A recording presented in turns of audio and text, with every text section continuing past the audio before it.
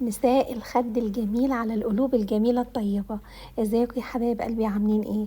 النهاردة هنعمل مع بعض، جاية افكرك كده بالبلاج والبحر والفريسكا. فالنهاردة ابتديت معاكي بالخد الجميل. بصراحة يعني دي تاني مرة اعمله، فانتي خدي مني المقادير مظبوطة مظبوطة مظبوطة بما يرضي الله، لان انا عملته قبل كده وبصراحة فشل يعني كبير جدا. طبعا انا بقولك الامانه، فانتي هتعملي ايه بقى؟ هتشتركي في القناه وهتفعلي زر الجرس وهتعملي شير للفيديو علشان اخواتك وحبايبك يستفادوا. بصي حبايب قلبي، انا معايا كوبايتين سكر، على نص كوبايه ميه، على عصرة ليمونة كبيرة، يعني امسكي ليمونة حلوة كده مقلبزة وعصريها.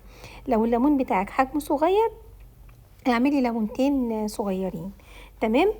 بصوا حبايبي، هي فكرته في ايه بقى؟ فكرته ان انتي السكر كوبايتين مقابل نص كوباية مية، يعني معنى كده ان احنا عايزين السكر شربات تقيل.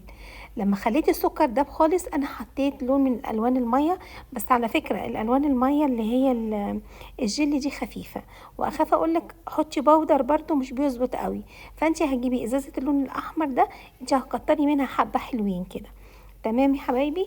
انا هنا كان عندي تفاح، ويا ريت تختاري التفاح الجامد اللي حجمه صغير علشان يبقى سهل معاكي في التشكيل. جبت عصيان الشيش تاوك، وقطعت كل عصايه 2 علشان تبقى قويه وانتي بتغطسيها في الشربات اللي احنا هنعمله. الشربات دي اختبار معين عشان تعمليه.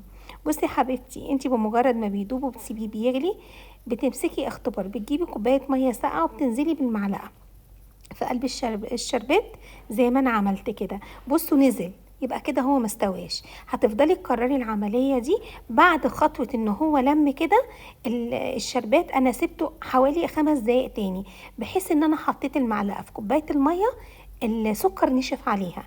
تمام.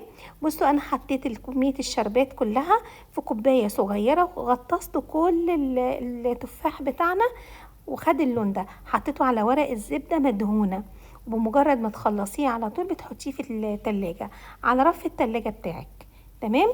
يعني هو بصراحة كان طعمه جميل، يعني انا قررت ان شاء الله كده الايام القادمة انا هنزل على البلاج ابيع الخد الجميل، ولسه كمان هعمل الفريسكا. ان شاء الله هيعجبكم، ان شاء الله جربوه. خدي مني المقادير مظبوطة، لان انا قلت لك تاني مرة اعمله، فانا لما عرضته كنت الحمد لله نجحت فيه.